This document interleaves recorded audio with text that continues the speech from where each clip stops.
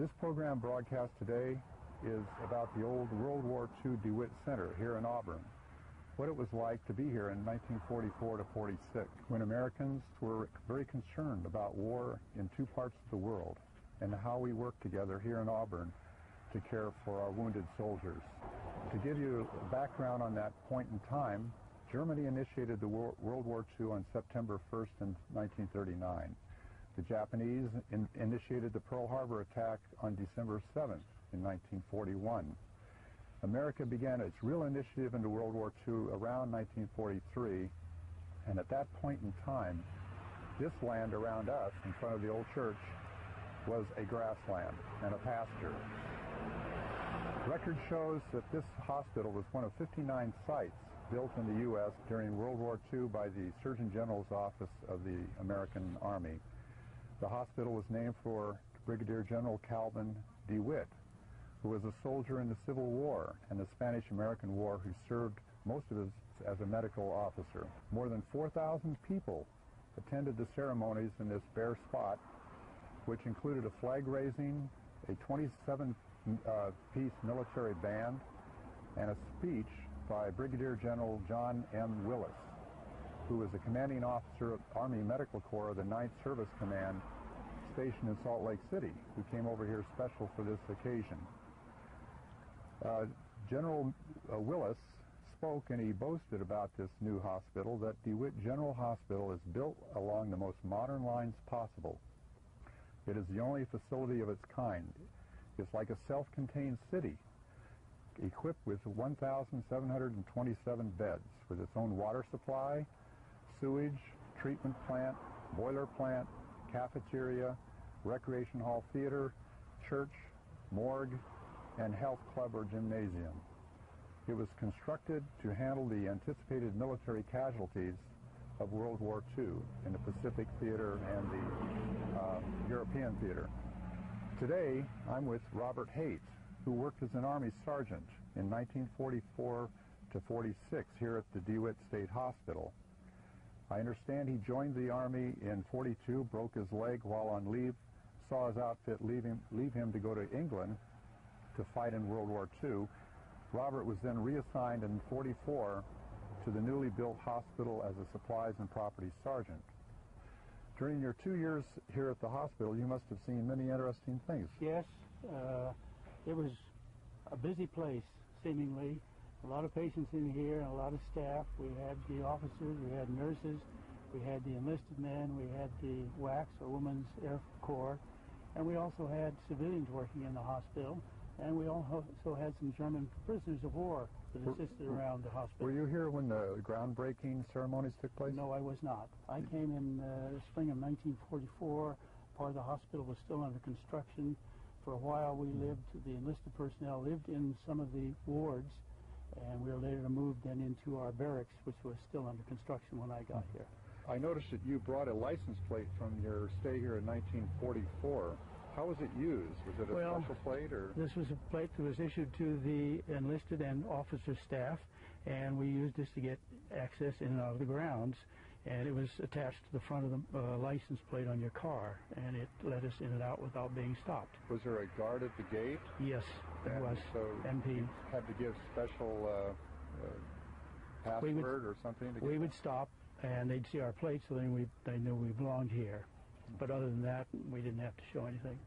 I see. How did you get here, assigned here at DeWitt?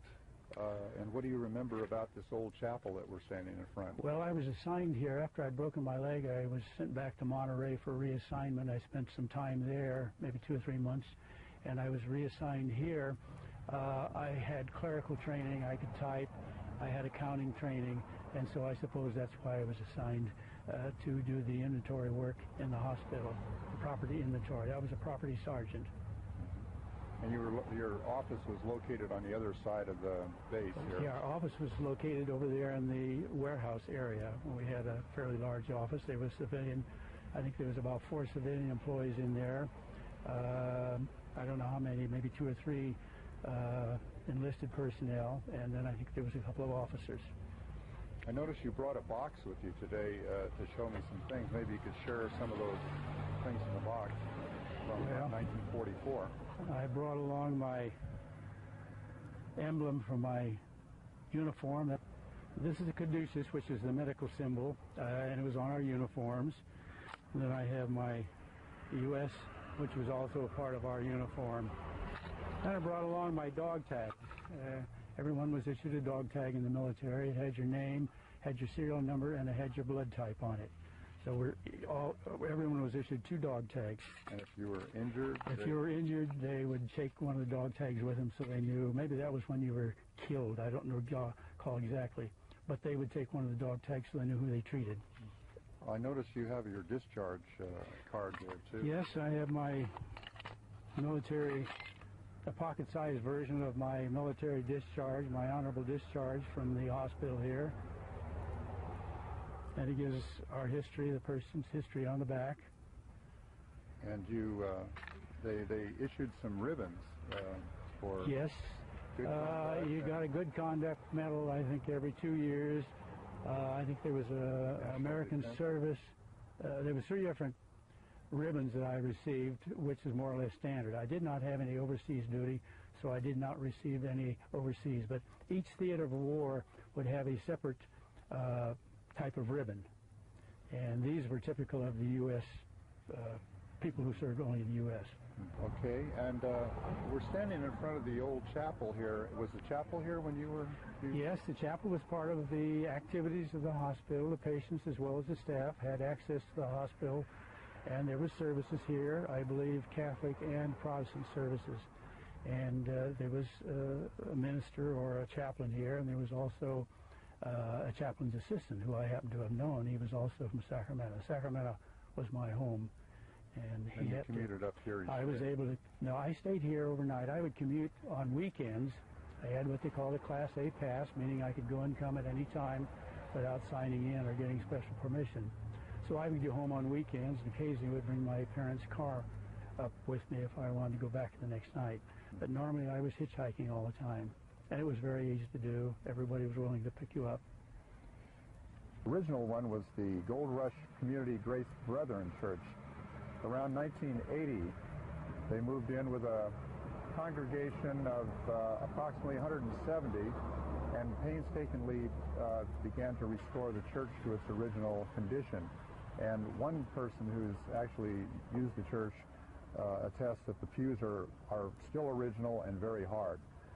The Foothills Church of the Religious Science has moved in 89 and 90 and has had it ever since.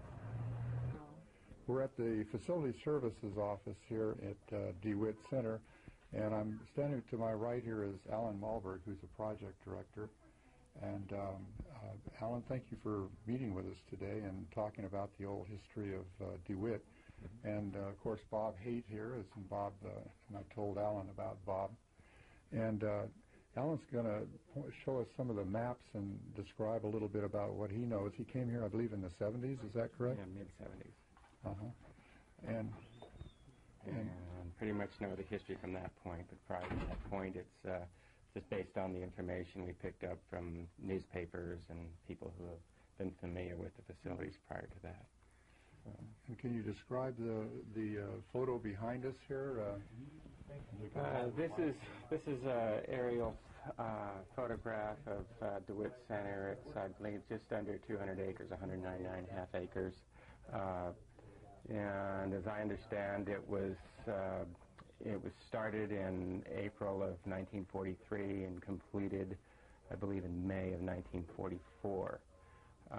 What records indicate is that the DeWitt Center was originally a hospital for the military during the war, in preparation of military casualties that they were preparing for in the event that there was a need for them. Is down here, and well, actually, this is B Avenue, or this is Bell Road here, and the main entrance in single-digit numbers all the way up through here, 1 through I think it was 8, and then these were the buildings in the teens, building 15, 16, 17, and 18. Then this is what we would call the 100 ramp, which is the 100 series buildings. And there's the 200 series buildings that are here, And these buildings down through here are the 300 series buildings. And then there were perimeter buildings around the outside of the perimeter of DeWitt that weren't connected with the original connecting corridors that were 400 buildings. So it's laid out like a checkerboard. Well, and my understanding is we have First Street here, and this has been a modified Second Street here. This was originally Third Street that came down through here, and then the streets were A Avenue. This is B Avenue, C, D, E, and F Avenue on the outer perimeter. So they laid it out in a pretty logical format. You said even the buildings themselves had an A and B side? Correct. The buildings that are connected with these connecting corridors have an A and B side. The A side was on the north end and the B side was on the south end. And so these buildings, and all of these have A and B sides to them. You can see where these connecting corridors are. Now, in the opening ceremonies, the general said that there was a self-contained city, that there was a sewage plant, there was water supply. Yes. Where are those? The original sewer treatment plant is over here, out in this area out here. And then there was an incinerator area here where they would dispose of medical waste and that. And then over on this side was the water treatment plant. And it provided the water for the entire project. At one time, this was a holding pond area for it, which is no longer being used. Gymnasium, a church. The gymnasium is here. The theater is here. The church is here. I believe, I'm not sure, was this kind of the dining mess hall area? Yes. The central one, which is now the DeWitt Diner. And so a lot of these functions continue to be used in a similar format to what they were originally intended for. Others have been modified. I wonder if we could move over to the other picture of These are the office quarters. the churches. Chapel would be over here. Chapel. Warehouse back here. Our barracks were along in here. Those were the other barracks there. Right, the wooden structures? Yes. Yes. And the wooden structures, this is a photograph that we speculate is probably around 1946 or 1948. I'm not sure if this was still under the authority of the military or if it had been transferred over to the state. It's probably military, so I'm saying 45 or 46. This building right here was the non-coms club, and I see it's still there. They had Right. a basement in it, and that's non-coms had their own private club. And as I understand, this building was an original building that was here prior to the construction of DeWitt. It was this building right here, which is currently the Veteran Service Office, as I understand it, was the first structure that is still in existence today on the property. It was built in 1929, and I believe it was originally part of the farmhouse for the DeWitt property prior to the military's utilization of this property. What was it like to be an enlisted man around the officers' quarters? Were there a lot of restrictions getting in and out? Well, in those days, the officers and the enlisted personnel were not supposed to fraternize. You weren't supposed to become overly friendly with them. You weren't supposed to associate with them. I remember one time I took a young nurse to a social event in town, and I was nervous, and I suppose she was too. But anyway, we didn't get caught. But yeah, you weren't supposed to fraternize with the officers. And then there were WACs too. We had the Women's Army Corps, the WACs, and their barracks was adjacent to ours back there on the west side. And I don't know how many, but there was a lot of them. And they worked in the various fields in the hospital, surgery, wards, various places. You mentioned it was kind of a humorous thing about the basement of the officers' quarters. They had machines and... No, in the non-coms club, this private home house. they had a basement in there, and they had a couple of slot machines in there, which I guess they weren't supposed to have. But and of course they had their beer. What was 3.2 was the percentage of beer that we were permitted to use. So I can tell you. Are you going to ask another question? Oh, no, go ahead. Every weekend, every Saturday, you had inspection throughout the hospital. It was a general inspection. And I happened to be heading towards the surgery area that particular day. And, of course, I knew the people in there. and they had a skeleton hanging in a little closet there. And so they took the skeleton and put a nurse's cap on it with the insignia of our head nurse. I believe she was a captain, and they left it in the closet. Supposedly then when she came along for inspection, she was going to see it. I never did hear what the outcome was, but I was there before she got there that morning, and they were showing it to me. So it was one of the humorous things that they did occasionally. And she was, I suppose, we were all in our 20s for the most part. She was probably maybe 45, and of course to us, she was an old lady. And she was a nice person, but the guys just thought they would have some little fun with her that morning. You mentioned in the morgue area that the doctors used to go down there and work at. What was that? They had cadavers in the mortuary. I think there was about 6 refrigerated units. They would have cadavers in there, and if they wanted to practice on something before they did the actual surgery, they would go in there and practice on a cadaver. And interestingly, after the hospital was closed, apparently they left the cadaver in there, and the Sacramento Bee had an article some months later, and when they came into the hospital to take over, they found this cadaver in the morgue down there. There were German prisoners on the grounds assigned. I know in the research, POs assigned in 45, and also a detachment of MPs that they guarded the POWs, and they were quartered at the fairgrounds. You mentioned in your letter. How does That's that work? correct. There was a small detachment of MPs, POWs, prisoners of war, German prisoners of war, and they were quartered over there in the fairgrounds, and they would be transported daily to and from. And they usually came in the evening and did the yard work, the watering the lawn and the shrub and such. But then when the hospital closed down, the MPs were long gone, and we still had the prisoners of war there with us in the hospital and having them go after equipment and such. And occasionally they'd forget to come back to the warehouses. They might be gone 5 or 6 hours for a job that should have taken them 2 hours, and then we'd have to go look for them, but they were hiding out.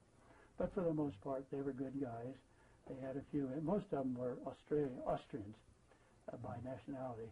There were a few of the 2 or 3 at least of the Nazi PWs, and they were more surly. But the Austrian PWs were very friendly and everything. And some of them spoke English. And again, we were not supposed to fraternize with them. We weren't supposed to talk to them other than tell them what to do. I was talking to Alan the other day about the possibility that some of them may have come from North Africa, since the North African conflict was happening at about that point in time. I believe that is correct. As I recall, the uniform they wore were the uniforms that they used down there in that Africa Rommel's group. As I recall, they did have that type of uniform, yes. Mm-hmm. Now, you mentioned the power of the newspaper, the Auburn Journal. There was an article, it turns out that it says the Army hospital patients rebelled when they found out the Germans were getting beer as part of their daily rations, and the beer was taken away from them. Do you know? I don't recall that. In fact, I didn't recall. We had another instance. One of the German POWs got acquainted with, there was a house nearby on the east side, and apparently one of the PWs made himself friendly with one of the women in the home there, so the story went. But I don't recall the beer thing. Mm-hmm. One last question. At this location, do you remember a transportation officer at the hospital by the name of Leonard Hibbard? No, I do Any not. chance?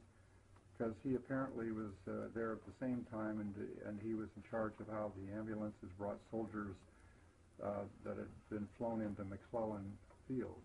And there was an article in the Auburn Journal about him and his ambulances, and he said a lot of them had jungle rot, and there wasn't a lot of penicillin available at that point. I don't recall that. However, penicillin, when we used in the hospital, it was a grayish, I guess it was kind of a greenish color powder, and they would mix it with sterile water to administer it. Now when you get penicillin, it's all combined. So they would have to mix the sterile water and the penicillin, but I don't recall. We had a Dr. Stork, and I don't recall his military title, but he was our OB-GYN doctor, and he delivered the first baby at the hospital, and I believe it was the wife of one of the enlisted personnel. So that baby could say that Stork brought it. Stork brought it, yeah. Alan, one last question here from with you. You mentioned that a lot of the passageways had been destroyed. Right. As I understand, and back in 1976 when I first started to work here, you were able to go from one end of the project to the other without going outside. You could go by the inside connecting corridors. A number of these hallways are still in existence, but a number of them have been removed also. This hallway here terminates at this point, and it's all been removed all the way to the DeWitt Diner. There's been a parking lot that's been installed. There were also some garages that have been removed, and over here these are garages that have since been removed. And if one had to go with a vehicle from one end of DeWitt to the other, it would have to literally go around the project rather than go on through, because these hallways were disrupting or interfering with the traffic flow. That is correct. There was just the one roadway around the complex, and everything was connected by hallways, right. Starting from the minute you entered the front entrance all the way to all that was detached was the barracks and the engineering building and the gymnasium. The history of this location actually began thousands of years ago with the Native Americans who occupied the space, and then later on by the gold rush, especially the pioneer Alexander Pike Bell, who had a house over by B Avenue and Deseret and Bell Roads. And his two mines, one over in the swimming pool on the other side of the theater and one by Education Street. And then later, of course, in the 1940s, by the theater itself here, and then DeWitt Theater and the DeWitt Center, and then the theater as it is today. Then you go clear down there, and then be the central hallway that went from the front to the back of the place. Right, and so this, as we're going to walk down here toward the theater, over here by this fire used to be a doorway that's now been sealed, and so we'll go around and go in the main entrance. The bricks are exposed on the walls. When we moved in, they weren't. As a cinema, movie theater, you like to have soft fabric on the walls, and but we took it off because we wanted to get back to the original look. And on the back wall here, you can see some of the events that we've done over the past 2 or 3 years. The stage had a movie screen as well, and I can show you when we get up on the stage here how the screen used to roll down. The stage is 3 feet high and is all wooden, of course, and you can tell that the structure underneath of it was built back in the 40s. It's very solid. The rafters up in the attic are made of wood that's really, you can't find anything like it in the lumber yard nowadays. And up above us, there's a screen that rolls down almost 30 feet wide, and it drops all the way down to the floor here, and you can have you can maybe get a shot of it from over on this side, and it's what the soldiers used when they watched films here. The capacity was about 250.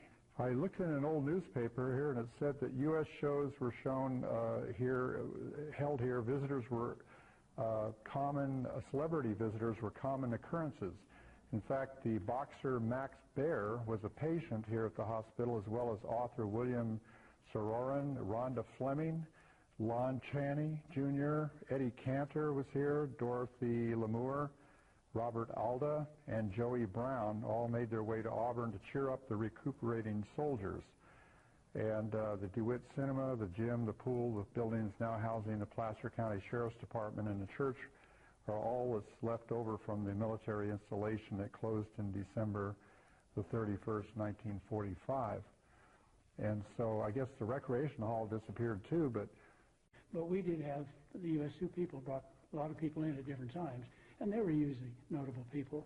I was wondering why Max Baer, the boxer Max Baer, was a patient here. I don't recall that. That's interesting. I don't recall him being a patient here. But they probably didn't publicize it. Everyone had been wanting to go up there and get his autograph, so they probably didn't publicize it. Okay, you mentioned in your letter that the first patients arrived in the spring of '44. Where did they come from, and how did this work with the civilian, helping with civilians in the area? Well, there was an SP train derailment a little east of Auburn, and it was early in the morning, maybe 4 or 5 o'clock in the morning, and the people, the doctors and the ambulances were sent from here. An interesting thing, they came through the barracks and awakened us to see if we were authorized to drive an ambulance, and none of us were, and that kind of aggravated them. So they managed to get enough people to drive the ambulance to go after them. But shortly after that, we all had to learn how to drive an ambulance. Well, you mentioned also that there was something to do with a forest fire in a plane. Yes, there was a fire one time, forest fire, and we were called out to help fight it. The ward boys and such were not, because they worked 12-hour shifts, and the clerical staff and such did not. They worked maybe an 8-hour shift. So we were always called to do extra duty. Another time, there was an indication that a plane had gone down, probably out in the Forest Hill area, and this was at night, and they got a lot of us into ambulances, and we're not looking for this so-called plane down. As it turned out, we never did find a plane, so they figured it was probably a falling star that someone had seen. Another time, we had a plane crash, a military plane. Everything was blackout, of course, in those days, and they thought they were over McClellan Field. They wanted to land at McClellan Field, and somehow they got confused, and they crashed into one of the foothills out here. And, of course, there were casualties in that, and they brought them into our hospital and into the morgue. Mm-hmm. What was a typical day like for you as an enlisted man here? I mean, what time did you get up? Were there speeches by the colonel, or how did it work? Well, my recollection is there was throughout the system there was a PA system, and I think they had a call or something to get us up, and I forgot what time. We probably got up around 6 or 6:30. We had meals in the mess hall, and it was probably around 7.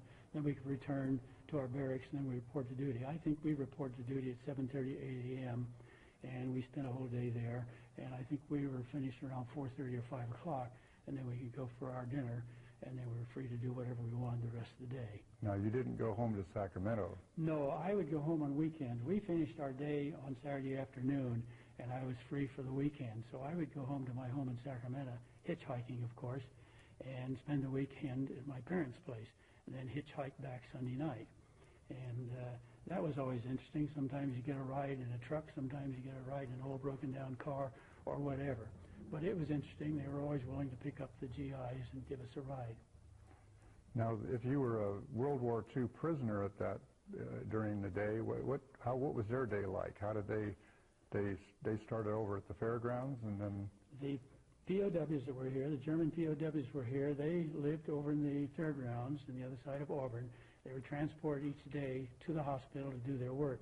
And as I recall, they were here mostly in the evening, and they did the yard work, mowing the lawn, watering the plants and such. They were transported by the MPs.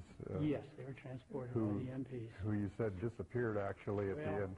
After they closed the hospital down, the MPs were long gone, and the POWs were still here, and we worked for them. But there was no danger. They were not a threat to us, and they were regular people. Some of them could speak English, and they were okay to get away. There was a few surly ones. There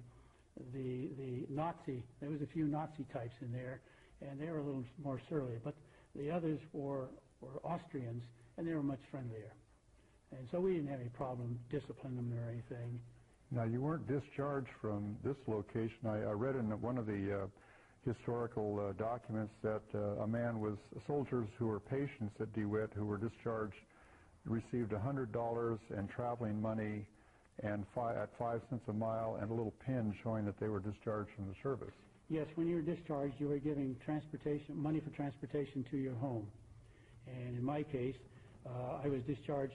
I was sent from here to Camp Beale, which was discharge center, and then transported. They weren't transported. I rode a bus home. But they paid you for the mileage to your home. I never had mess duty as such, but anytime they had the Inspector General come through the hospital, and maybe that would be 3 or 4 times during that 2-year period that we were operating, they'd want to clean up the kitchen, and they'd always call on us to go down and clean up the kitchen. The kitchen staff was not enough of them, so we'd be down there scrubbing things here, there, and everywhere to make the place clean for the Inspector General. But it was always the clerical people that got called in on things like that. They couldn't call the ward boys in because they were 12-hour shifts and they were sleeping or whatever.